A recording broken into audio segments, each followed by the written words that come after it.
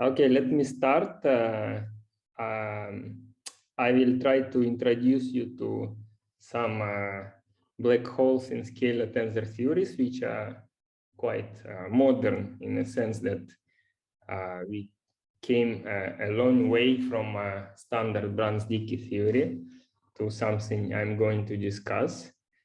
But about half of my talk I will spend on talking about just scalar tensor theories in which I'm going to discuss later for black hole solutions.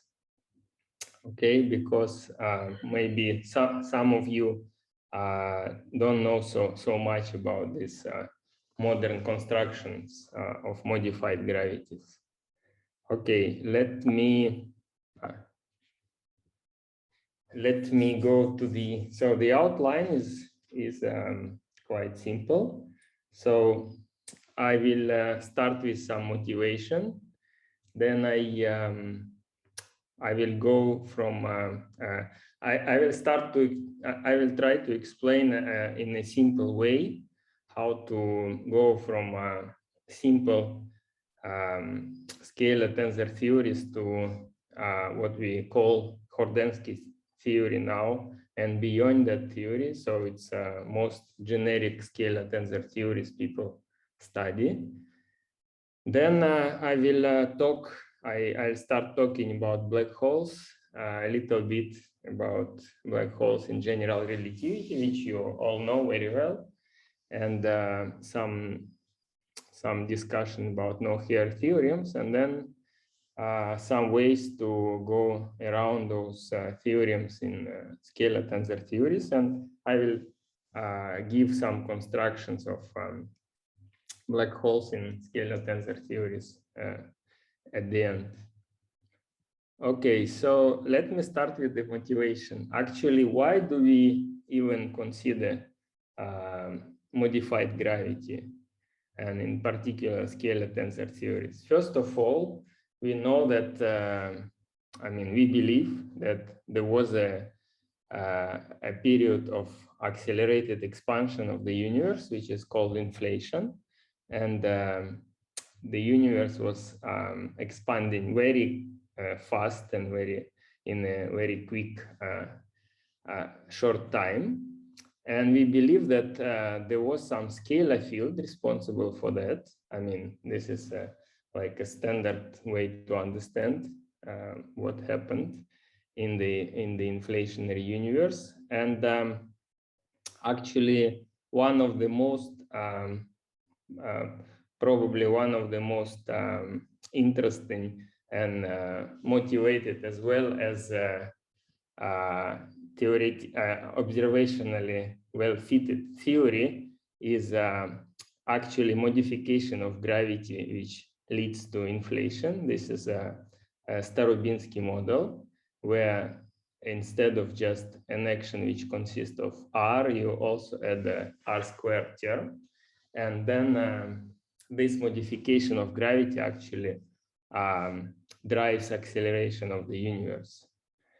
And so that's, let's say, this is one of the way to motivate why we want to study actually scalar tensor theories and in general modifications of gravity. Now, another, of course, very popular reason to go beyond general relativity is to look at the universe now and see that there is a component which is called dark energy. So this is some unknown component, we don't know yet. It might be just a lambda term. And we know that it can be added to the Einstein equations and to be a source of acceleration, or we can add some, let's say, scalar fields and so on, and non-minimally couple it to gravity. In this case, this would be called modified gravity or scalar tensor theory. Or we can do some modification on this part in order to mimic this lambda term. And in this way, people also try to explain present-day acceleration of the universe. So, well, in addition, there is this huge cosmological constant problem. It's a long-standing problem that consists of the fact that there is a huge discrepancy of the observed value of the cosmological constant at present and its theoretical predictions. And well, so one might think that we can solve it in quantum gravity, for example, and then this huge cosmological problem will be somehow solved. But there is still in this case, there is a lesser problem, but still there is a problem that there were some phase transitions in the early universe, and one still have to explain why there is no leftover of the lambda term after these phase transitions at lower than the Planck energy. So that is yet another motivation. So people try to study, and there are many ideas. Most of them at the end do not work, but anyway, it's interesting to study how to solve this problem, to avoid the huge cosmological term. And well, so there is yet another motivation, which is dark matter. Okay, most people believe, of course, that this problem will be solved in the beyond standard model particle physics, but yet it's another motivation to study modified gravity is that so we know that we observe some yet another dark component. I mean, apart from dark energy, which I just talked a little bit about, there is a dark matter, and it's only visible through its gravitational interaction. And there are ways in modified gravity to mimic that. It's, I mean, one of the approaches, let's say it's called Mond approach. So that's somehow some, let's say, observational or experimental motivations to look deeper into gravity theory than general relativity. Of course, as theorists, we look for some curiosity. So it's like more intellectual, theoretical curiosity. We want to explore just to see how far we can go with you know, with modifying, adding some terms in the theory and go on. One of the, I think for me, one of the most important motivation is actually establishing some benchmarks to compare with general relativity. So as for the moment, we have all these interesting observations with gravity waves and various telescopes, which can look already and see images of black holes. So we would like to actually compare real GR solutions with something else in order to see if it's GR, let's say in black holes, they do exist in GR, or there is some other theory. So is there some something extra happening or different from GR? And this, for example, this motivates us to look for, so it gives us some constraints on modified gravity. And for example, it can narrow some window of deviations from GR. And also it gives us a hint where to look for modifications. And if we see them, that might be some direction where we will look further for modifications of general relativity. And of course, there is a huge problem that gravity general relativity is not renormalizable. All right, so let me give a little bit of historical detour. So in the advent of general relativity, some observations pointed out to shortcomings of Newton's gravity theory, right? So because there was a perihelion of Mercury, which is not described by the Kepler laws. So, and then people started to think that maybe we can add some Vulcan, some extra planet, and to explain these observations, and some presence of unknown substance like ether was added also. But in fact, it was only after general relativity was put forward, this slight difference, this slight shift of orbit of Mercury was accounted for. And this is like a fundamental, there was a fundamental change in the theory rather than just adding terms. So in that sense, you can think of lambda term as like giving adding a Mercury, adding a Vulcan planet into the equation. Okay, let me go on. So if you start with the general theory, it's actually, there is a Lovelock theorem which says that in 4D, it's a unique theory, in fact. So you cannot do much. So in order to go from it somewhere, you have to break some assumptions on which Lovelock theory is established. For example, you can say that the theory might be non-local, there is a Lorentz violation, there are extra dimensions, you can add additional fields, or you can consider theory of gravity to be massive.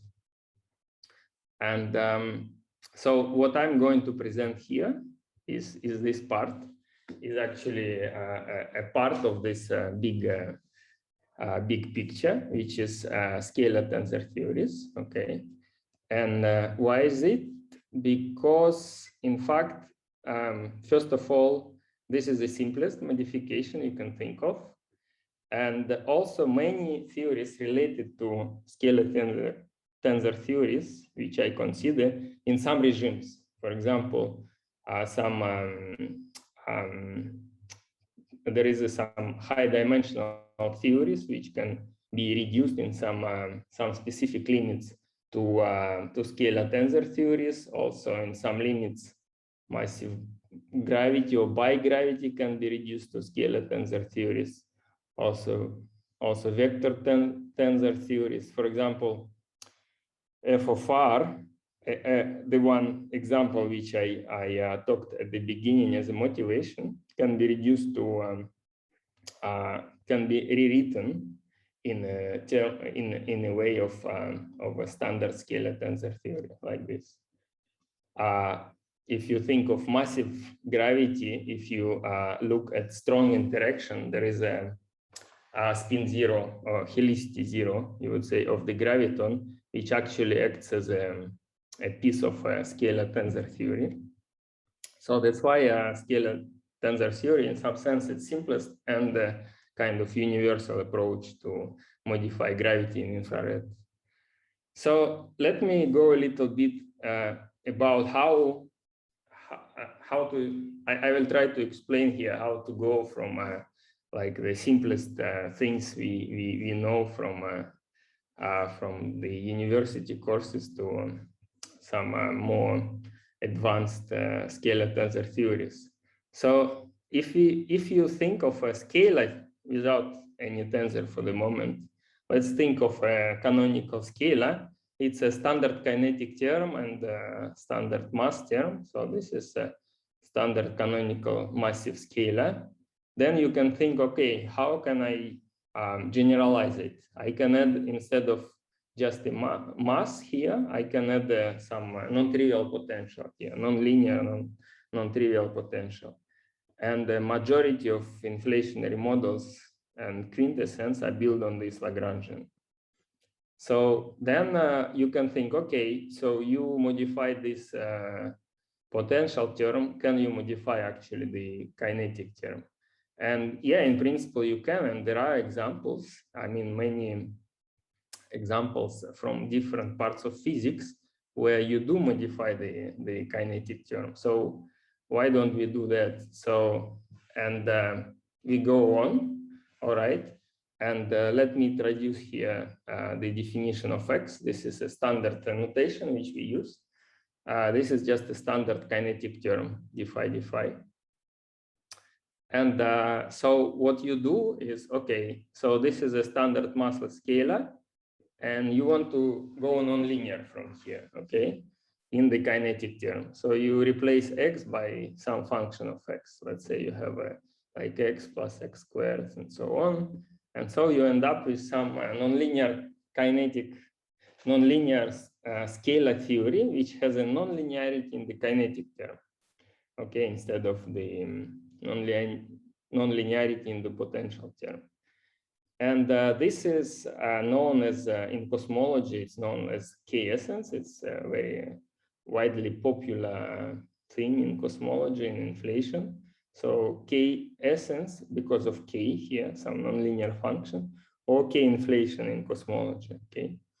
So instead of, instead of just a side remark, so instead of standard PD, linear PD, where you would have here just a metric, instead in the nonlinear scalar theory, here you have some nonlinear function of phi, and this is already quasi-linear second order PDE instead of linear second order PDE. Then, okay, you can ask, can I go further? And there is an example where the equation is not quasi-linear. It's fully non-linear. It's called Monge-Ampere equation. It was known for a super long time. Okay, and it was built for absolutely different reasons. And then, okay, you can think, in fact, that this is a first Galilean in history, and Galilean is a name for this modern scalar tensor theories I'm going to talk about a little bit later. And as I said, this is not in the class of quasi-linear equations. Now, this term, because you see this term is totally nonlinear. I mean, it's nonlinear. And then, okay, so then you say, okay, so what does it mean? Can I go even further from here? And for that, I need some guiding principles, right? Sorry, can you comment on the previous slide, on the previous to this? You said that it's previous to this one. You said it's like second order differential equation, but it had many derivatives, right? The one where it had two covariant derivatives, and there was also like some factor in front. Previous slide. Sorry, the previous one, yeah. Why is it? Yeah, so here is first order. Sorry, so here is a first derivative only. That's why it's called quasi-linear, yeah, because your highest derivative it is linear, yeah. But because this part contains some lower derivative terms depending on phi itself, yeah. So that's why it's called quasi-linear. Yeah? So if it was if there was a second derivative here, yeah, then it would be totally a non-linear equation already, not quasi-linear. You see. Yeah, and it's also important, as I understand, that derivatives hit different phis, that you don't have like more than two hitting one phi. You mean, yeah, okay, exactly. So I'm going to talk about this in 1 minute, okay? Yeah. Okay. Okay, thank you. Okay, so right. So what guiding principles we can use instead of just, you know, building up something totally crazy, yeah? So first we want locality, of course, but I don't exclude the theories which are non-local. It's just not part of my talk, but some people also talk about non-local theories. Also, I would like to have Lorentz invariance. And again, I'm not against of Lorentz non-invariant theories. They in principle are studied and they are very interesting. It's just I'm not going to talk here about them. What do we want also in particular is that there are no pathological propagating modes. Okay, so this is actually is related very much to the question which was asked right now. And in principle, it is actually hard to see a priori. In fact, if you have all your modes healthy or not, without constructing a theory and then without having a particular solution. But at least you can try to ask that there is no so-called Ostrogradsky ghost, okay? So Ostrogradsky ghost is immediate pathology. And let me just mention about that. So if you consider, so this is just standard classical mechanics, okay? If you consider a Lagrangian which contains not only first derivative, but also a second derivative of a field, then you arrive to some equation which contains high derivatives in the equation. So not second, but high derivatives like fourth derivative. And it means actually that you have an extra propagating degree of freedom, all right? So, and due to this Ostrogradsky theorem, in particular, you can show that this extra propagating degree of freedom is not healthy. So it's a ghost. So it contains a negative energy. And this can be seen by constructing Hamiltonian of such a theory, from which you see that it's linear in momentum. And then there is therefore you can go as low in energy as you want, or as high as much positive or as much negative in energy. This means that the theory is unstable. And just an important comment that there are some assumption of non-degeneracy of the kinetic term in this theory. And in the field theory, you can see a simple example. You just take a theory which is box phi squared, very simple, right? So this you would think as like a scalar extension of scalar tensor theories, but in fact you can rewrite it in terms of two scalars which are interacting. And then you will see that clearly one of the degrees of freedom is a ghost. Yeah, depends on the signature you use, but one of this field has a different sign. So it's a bad sign. So the idea that we want to avoid this, all right? So it means that we would like to have a theory which originally does not have this Ostrogradsky ghost. So it does not have extra propagating degrees of freedom. Now, if we go back to Monge-Ampere equation, it's not difficult to see that you can obtain it. You actually can construct easily an action from which you get it.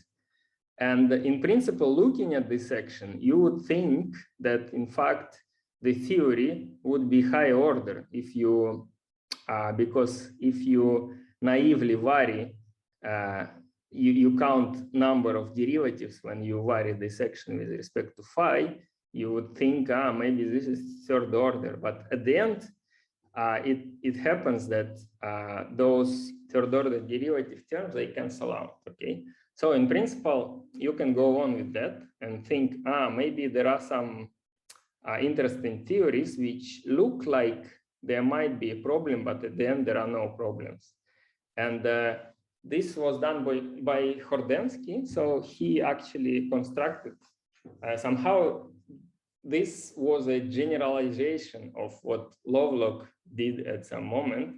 So Horndeski asked, so what if I have 4D and I have, apart from one metric, I have also one scalar field, which is local, diff invariance also. And that he asked also that the equations of motion are of the second order. And this is a requirement. This is a sufficient condition, while it is not necessary, but a sufficient condition not to have this dangerous Ostrogradsky ghost, which I was talking about here. So, and he found in modern, so he found a theory which in modern language looks like this.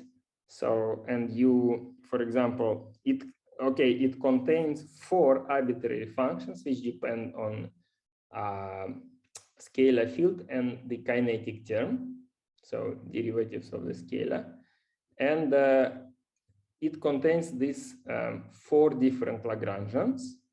And yeah, it's just by some historical reasons, it's called L2, L3, L4, L5.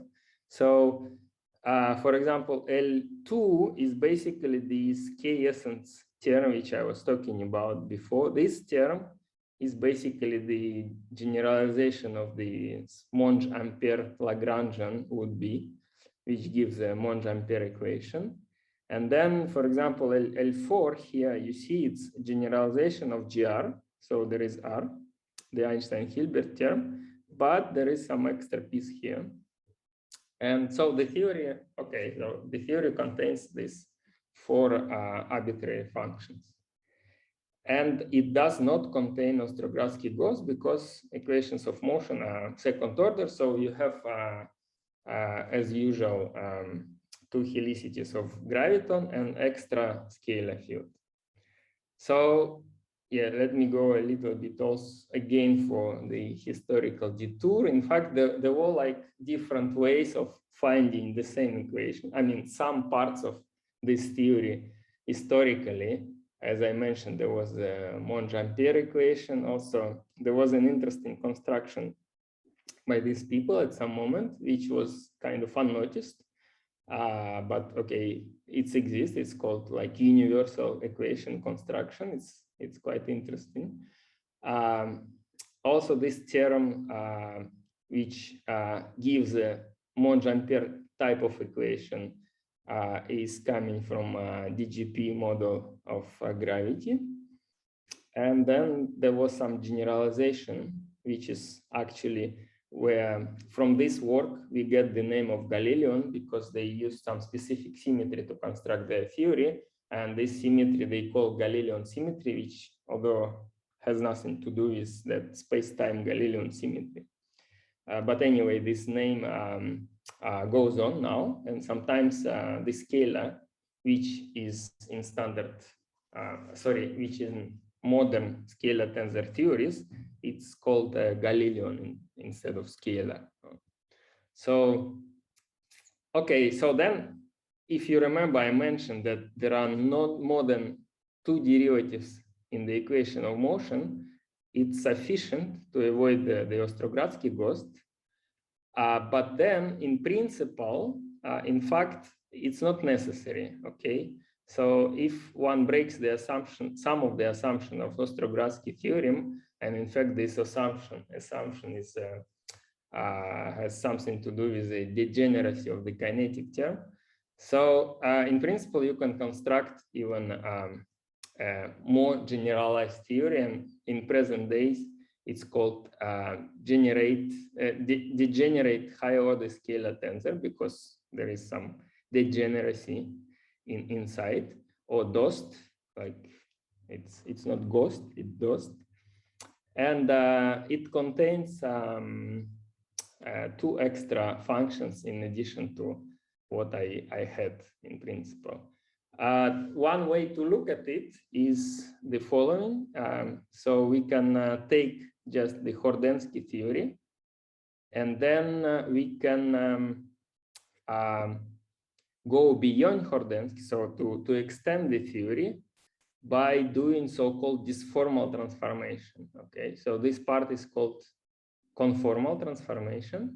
So you just conformally change metric, but you also can change it disformally, meaning that you add some derivatives of scalar here. So in this sense, you kind of can start from Horndeski and end up with some more generic theory, which contains these extra functions here. And because this way of changing of variables is invertible, you actually are sure that you end up with also a healthy theory. Of course, if you don't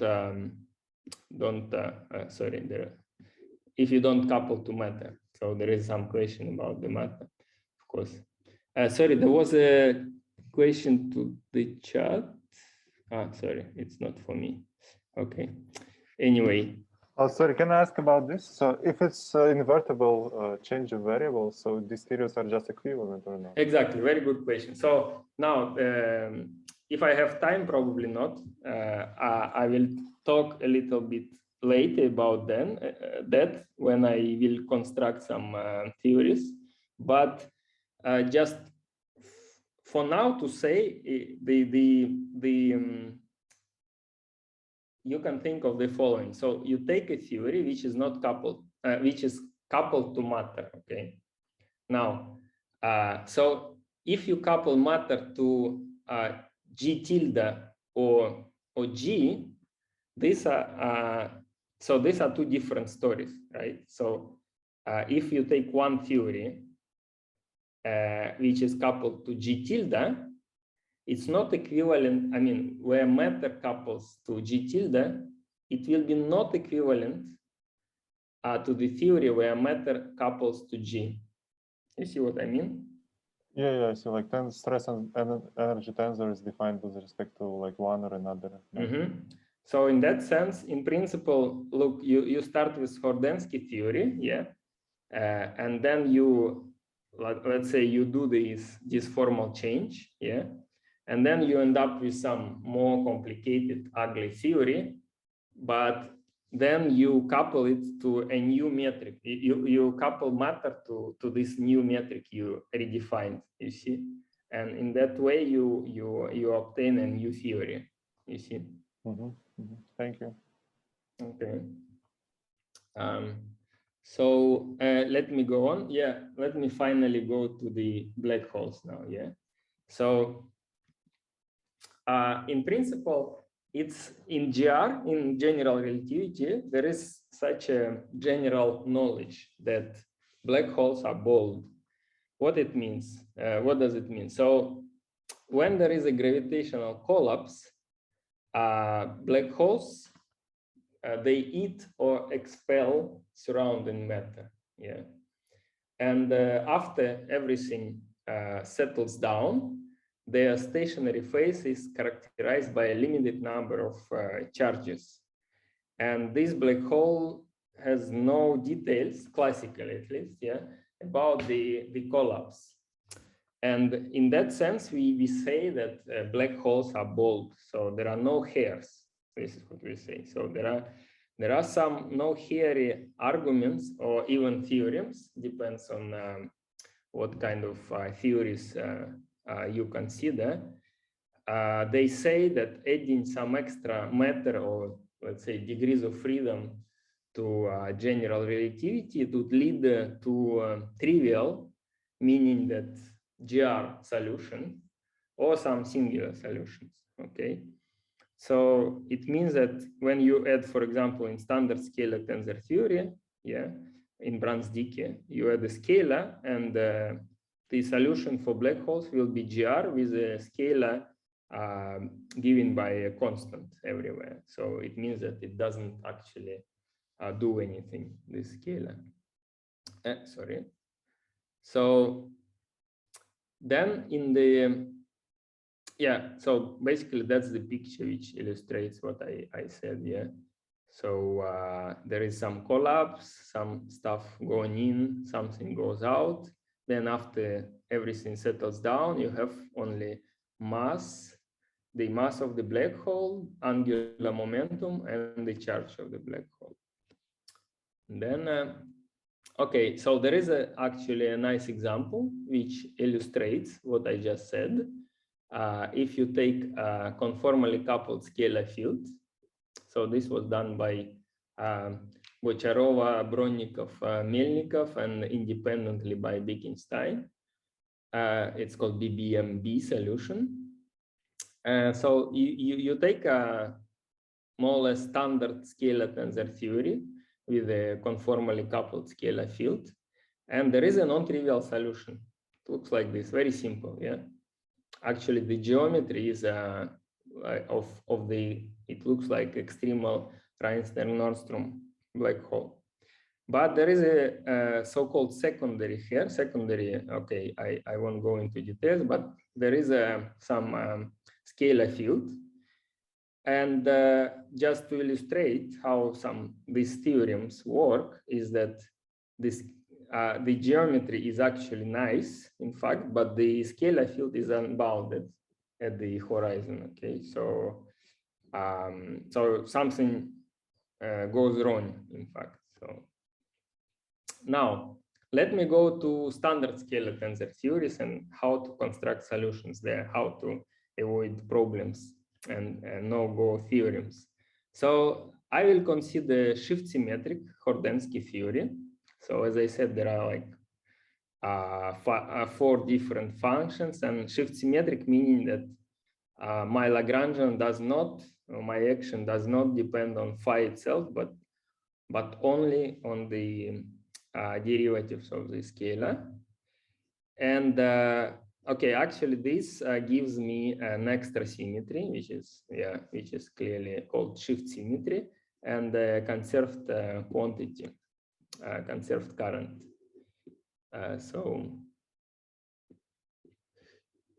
Sorry. So then there is a so-called no-here theorem, which was presented some time ago. So basically the idea is the following. So you have a shift symmetric Galilean, shift symmetric Horndeski theory, and there are some assumptions to that. So that the space-time and scalar field are static and spherically symmetric. Okay, then its space-time is asymptotically flat, and there is a specific nice property of the scalar field as we approach to spatial infinity.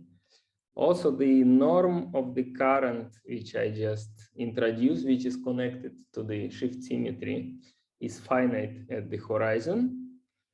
And there is some technical assumption about the fact that the functions, these functions, arbitrary functions of the Lagrangian, they are analytic. And then the theorem says that the metric is Schwarzschild, so it's basically no here theorem for Galilean, and the scalar field is a constant. Okay, so basically you get back to the no here theorem of standard scalar tensor theories. Now there are many ways to break it, and if you can think of all the assumptions, for example, that the fact that this function g is analytical, it contains only positive power of x, then you can try to break it. Then you can assume that it's not asymptotically flat, or you assume that asymptotically flatness, but with without extra technical assumptions, and so on. So there are some ways to break it, and there are like some examples which create a breaking of no here theorem. So some black holes with hairs. So I will discuss 2 examples of that. One example we constructed with Christos Charmosis. So we actually assume that the scalar is time dependent, and at that moment it was actually somehow a very natural assumption, because in principle, if the Galilean is shift symmetric, it means that there is nothing preventing it to have time dependence. In fact, there is no mass. So, and we found that in fact we could find some generic and also analytic solution, which is nice, which is always nice to have analytical solutions. So we considered a Lagrangian, which contains standard Einstein-Hilbert, standard kinetic term, some cosmological constant, and an extra piece here, which we call, sometimes it's called John term for some also reasons, but it's Einstein term coupled to non-minimally coupled to the scalar. Okay, and then we found some solutions. I think there are some interesting solutions. In fact, a generic solution can be described by this. At the end, it boils down to one algebraic equation, and then starting from this, you can find different solutions. For example, we found some asymptotically flat solution, which is just GR with some trivial GR, I mean Schwarzschild GR metric, but non-trivial scalar. Also, if so there is some asymptotically static universe. Is that just not so physical example, but I think most interesting case is asymptotical DS or ADS spacetime, where you have Schwarzschild de Sitter or Schwarzschild anti-de Sitter in the metric and non-trivial scalar field. So this is like a hair, non-trivial hair. And now there was some extensions of our solution by this. This was a nice work by Kobayashi and Tanahashi, where they extended and showed that this solution can be written down also for a very generic theory, which contains G2, G4 Galileans. Then we can extend to some beyond Horndeski theory. Also, we can construct, but only numerically, some solution which is which contains this cubic Galilean instead of this type of Galileans. Now, another example is quite, in fact, it's quite simple to understand. So another example is the following. So take a standard Einstein-Hilbert term, standard kinetic term, and couple scalar to the Gauss-Bonnet term, right? So Gauss-Bonnet term or Gauss-Bonnet invariant is this construction, okay? So instead of, so if there was no scalar coupling here, this Gauss-Bonnet would be just a topological invariant, so it would not give anything to the equations of motion. So if you vary it with respect to the metric, it gives you 0. So it's nothing. But if you couple it to dynamical scalar, it actually changes everything. So, and then if you write down equation of motion for the scalar field, it looks like this. And you see that there is a kind of a source term which comes from the coupling to Gauss-Bonnet invariant. And this source term clearly does not allow the scalar to be just trivial, okay? Because if it's trivial, then the left-hand side is 0, while the right-hand side for black hole is not 0. This can be, I mean, calculated and easily seen, okay? And so, and now if, okay, there are some assumptions broken again. So because of course you have to break some assumptions of the no-go theorem.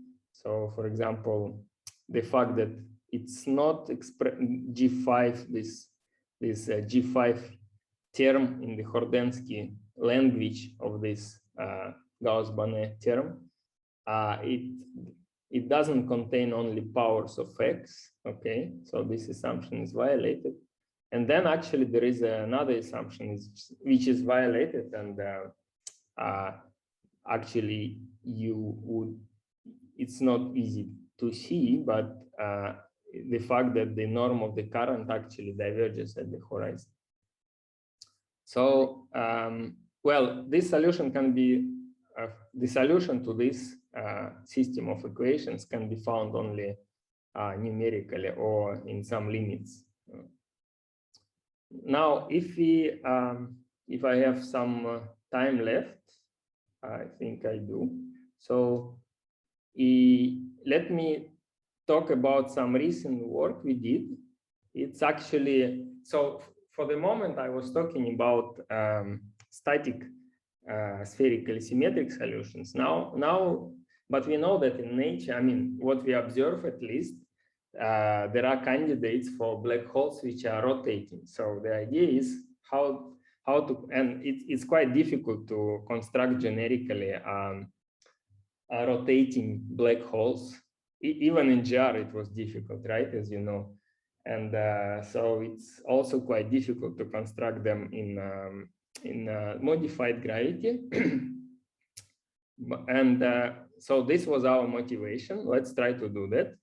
And motivation comes from the idea comes from the fact that, okay, there was some paper by Christos Chermozis and his collaborators where they found actually a so-called stealth Kerr solution. Stealth meaning that metric is completely GR metric, which is described by Kerr metric, but the scalar field is non-trivial.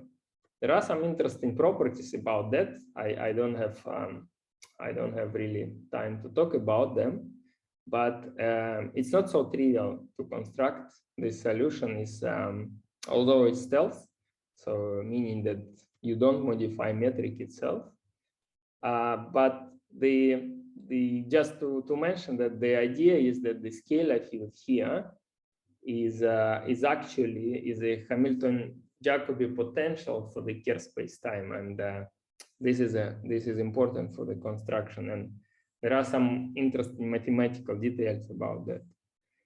Anyway, so our idea was to start with this, all right, to start with this metric, and to do a disformal transformation, the one which I discussed before. Okay, so this theory was constructed in some particular DOST theory or beyond Horndeski theory or most generic scalar-tensor theory. While, as we know, when we change, as I already said, if there is an invertible transformation, disformal transformation, then we go from one DOST to another DOST theory, so it's fine. So our idea was to apply disformal transformation acting on this solution. Okay, so we start from Kerr and we do transformation, and we find a new metric which is disformally transformed with respect to original Kerr metric. And because the scalar field is actually non-trivial, yeah, originally, therefore this transformation is very non-trivial, in fact. And then the line element looks like this, and so I would just like to mention that there is a term which is not present in the Kerr metric at all. There are some terms which are modified, but there is a non-diagonal term here which is not present in the Kerr metric, and this is important. So this is a dTdr term, and you cannot actually do a change of coordinates which removes it. I mean, if you do, there will be some extra non-diagonal terms, but you cannot just remove all of them, leaving only this one which was in Kerr. So there is an extra non-diagonal term in comparison to Kerr, and this is important, as I said, because it leads to many interesting properties of this new metric. In particular, we still have, okay, I have to say that we have still two Killing tensors, because we still have time translation and translation along phi direction. But so there is such a quantity, if you calculate, which is non-zero. And this actually shows you that this metric is so-called non-circular. So it's as opposite to the Kerr metric. It means that there is no coordinates in which you can just change time to t to minus t and phi to minus phi at the same time and arrive to the same metric. In Kerr case, you can do that, yeah, because let me go back. In Kerr case, you see there is only non-diagonal term is dt d phi here, and then you change sign here and sign here, and then you are left with the same sign. And then in our case, you cannot do that. And this is important for some properties of the horizons and so on. Although asymptotically, it looks actually very similar to Kerr with very small corrections. So d, this factor d, sorry, I didn't say, maybe. This factor d is kind of gives you, it's a parameter of disformality of how much you disform your original metric. Okay, so, and if d is 0, you are back to the Kerr case, yeah. And then there are some, so if you go far away from the center of the black hole, it looks like Kerr, although with some redefined mass and angular momentum, yeah, but, and this is fine, but what is interesting is actually the properties of near horizon properties of the black hole, let's say. So like similar to Kerr case, there is so-called static limit or ergo surface. It's where static observers cease to exist, okay? And this is similar to Kerr. Then there is a stationary limit where inside the ergospheres, observers can move with a constant r and theta. And at this stationary limit and deeper than that, they cease to exist, in fact. And in the Kerr case, this stationary limit is actually the event horizon of the black hole, yeah? So there are only two interesting surfaces in the Kerr case, two interesting, let's say, outer surfaces. While in this case, it's very funny, we never think of GR, I mean, of some properties which we take for granted in GR, is that stationary limit in GR is actually, for Kerr black hole, is actually the same as the event horizon. But in our case, it's not, and there is a third surface. So there are three instead of two surfaces. There is an static limit, stationary limit, and the horizon, which lives inside the stationary limit. And so if you just draw a picture, so there is it's a rotating black hole, let's say. So there is an ergosphere. So here observers can be static. So like stay at the same r and theta and phi. Inside this, they actually should already rotate with the black hole. Okay. And so for the GR solution for the Kerr black hole, this horizon and stationary limit, they are the same. Okay. While in our case, there is like some extra interesting part of the space-time which doesn't exist in GR, in fact. And this is something we actually didn't go far in details, and I think it would be interesting to study in future. Okay, so I came to my conclusions. So I tried to present you basically the modern scalar tensor theories, which go back to Horndeski and then extend this theory. And then I tried to, I gave you some no-go theorem which exists in this Horndeski theory. And you can, in principle, break some assumptions. And if you break an assumption, you can construct some hairy black holes, which can be served as a benchmarks to general relativity black holes. Also, an interesting story about at the very end, I mentioned rotating black holes. And there are many interesting things to study, which we don't honestly understand what's happening. And I think it's interesting to construct such solutions to find some signatures of modified gravity in observations and to put some constraints on modified gravity theories. Thank you very much. Thank you. So we have a question from Dima. Okay, Zhenya, thank you for the talk. I have a question, the following question.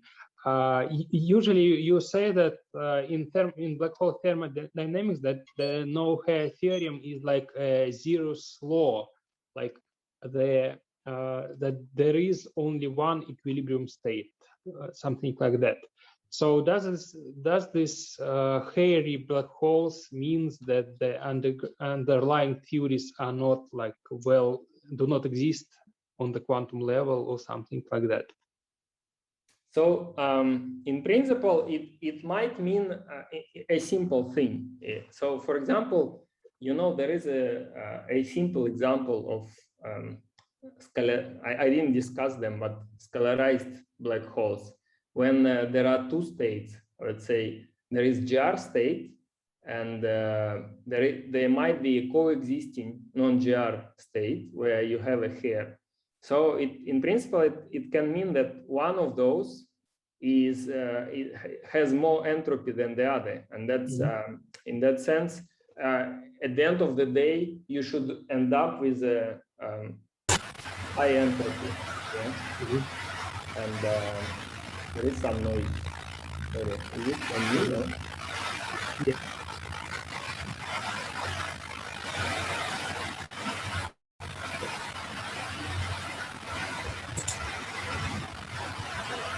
Sorry, I can hear a lot of.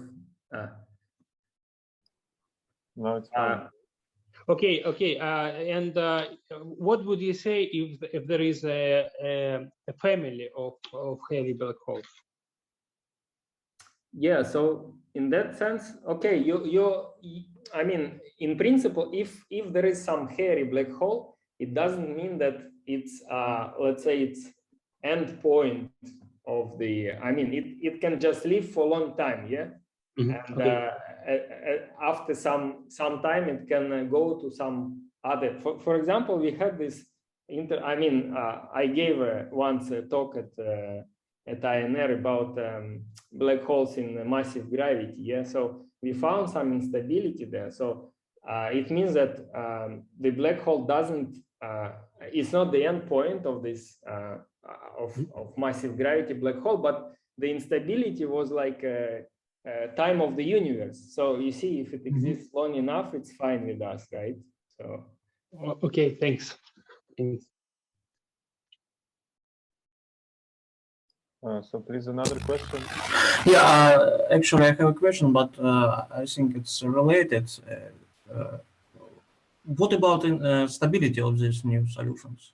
Right. So yeah, of course, I didn't have time to talk about that. There is a lot of progress and work. For example, I know that Valery Rubakov, who is here, and his collaborators and students work a lot about stability of wormholes in such theories. But a similar study goes on, and we also studied stability properties. And yeah, some of them are non-stable, some of them are stable. So I mean, there are some stability windows for them. Yeah, if we talk about yeah, stability in the sense of gradient stability and ghosts, yeah, So in principle, yeah, some solutions are stable, some are not. Yeah, and some have what's called strong coupling. Yeah. So I mean, there are many things. So, but in principle, you can in some solutions can be arranged such that there are no instabilities there. Okay, thank you.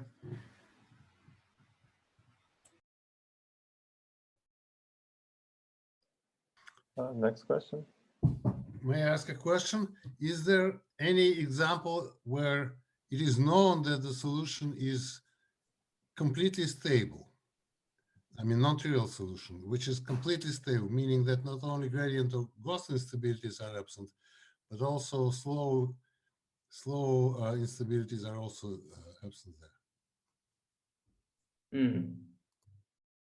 Like you mean like tachyonic types? Yes, there is tachyonic instability, but not catastrophic, nothing catastrophic. Yeah, this I don't know. I don't know of such a example where everything, everything was studied. Let me think. No, wait. I think this example of wait a moment. This example of Gauss-Bonnet, yeah, it was studied. I think they even, they studied the quasi-normal modes there. It means that they go beyond catastrophic instability. They go also to the level of, potential terms. And they did study and they found it stable. So this Gauss-Bonnet coupling to phi is, or to some function of phi, is actually stable, I believe. Yeah, totally stable. Okay, okay.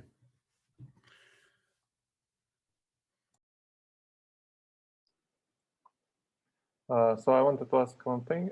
So maybe I missed, but like, do these all theories have solutions at Minkowski or IDS and DES? And if yes, whether they start when you linearize over these solutions from standard kinetic terms? Yeah. So yeah, it's a good question. In principle, yeah, the fact that it's one of the requirement of the no-here theorem is that you start with the standard kinetic term. Yeah.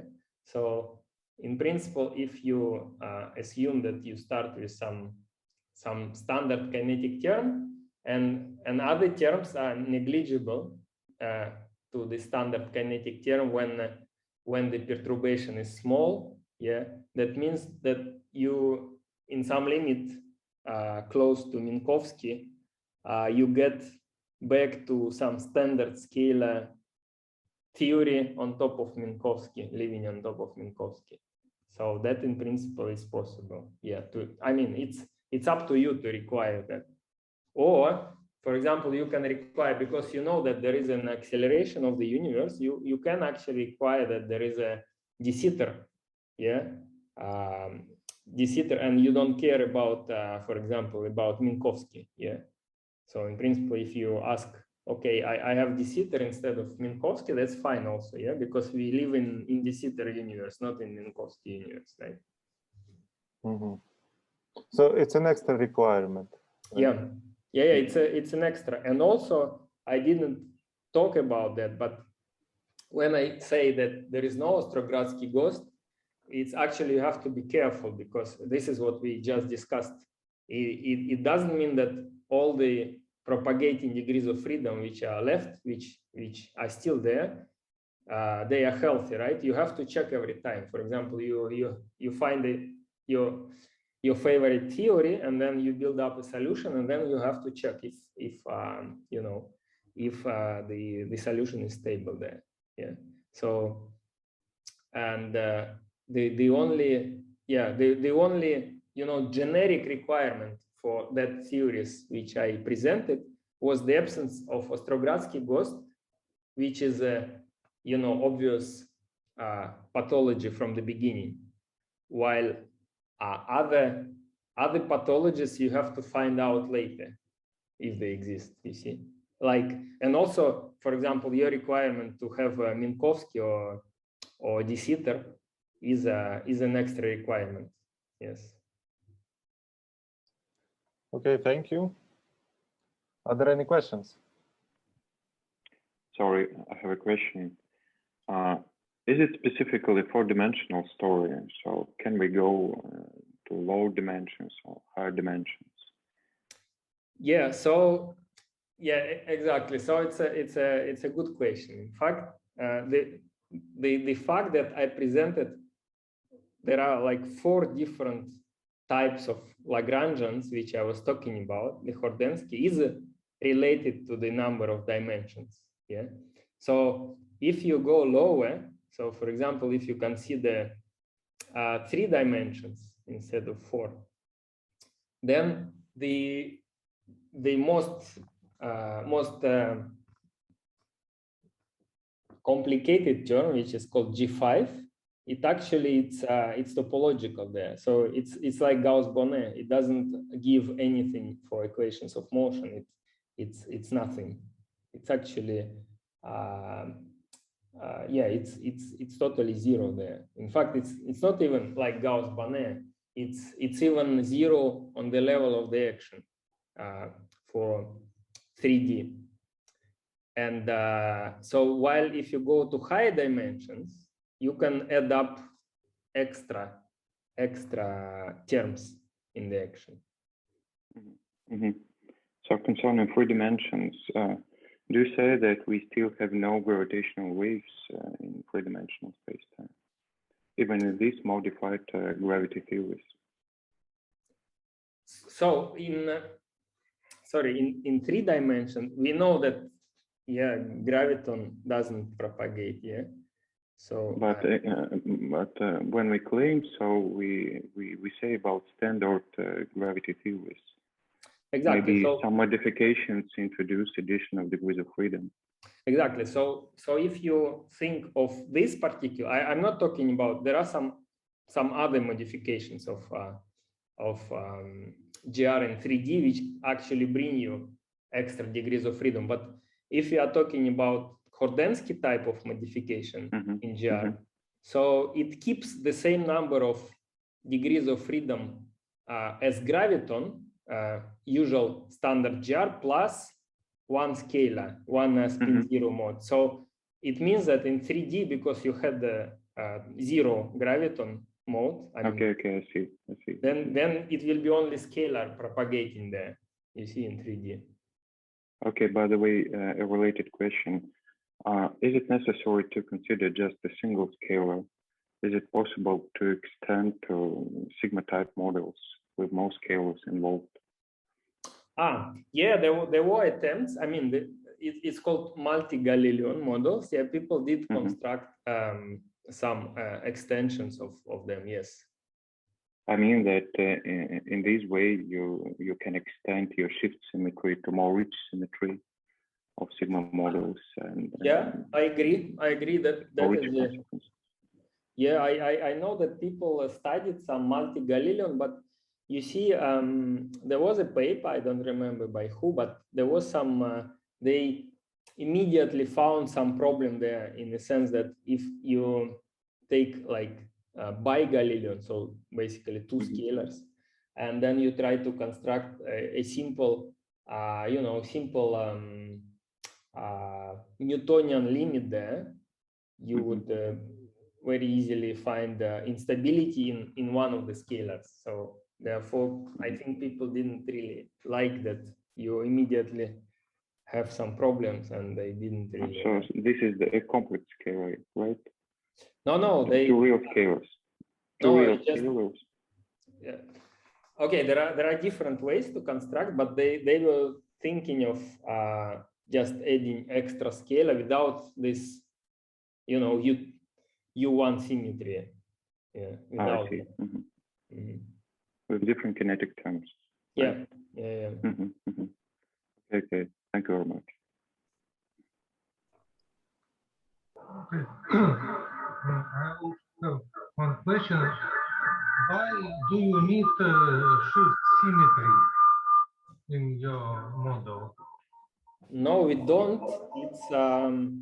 It's some simplification assumption. So because without that, I mean, it's hard to do anything. We just we try to make it as simple as possible and at the same time non-trivial. But yeah, you can try to add.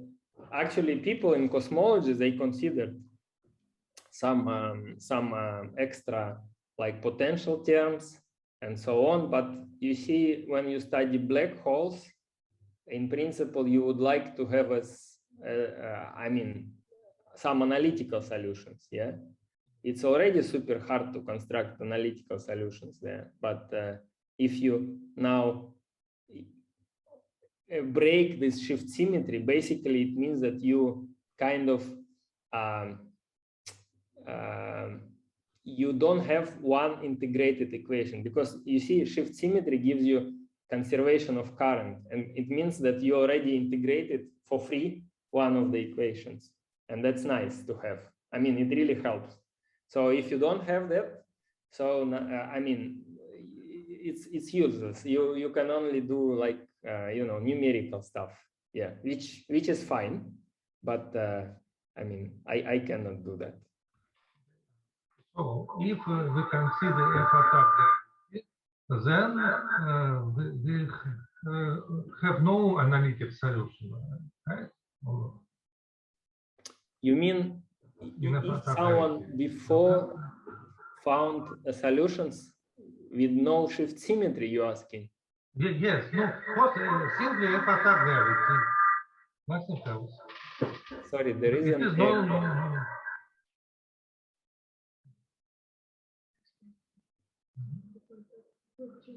Кать, мы включили. Да, отключили, не слышу ответа. Let me mute myself and you ask the question. Okay, I ask the question. Maybe if we consider f attack gravity, there are no shift symmetry. You have no analytic whole solution. There are no.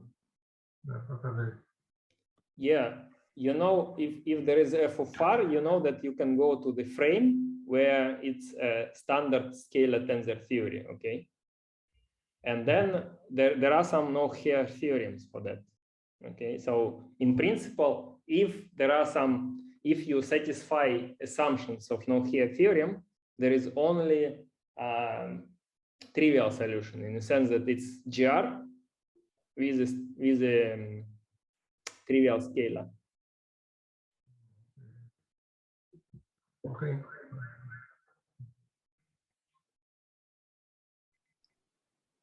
Okay, seems that we don't have any further questions. So then thank you very much for your talk. Thank you for the questions. Yeah, and thank you everyone for attending. Thank you. Спасибо, Евгений.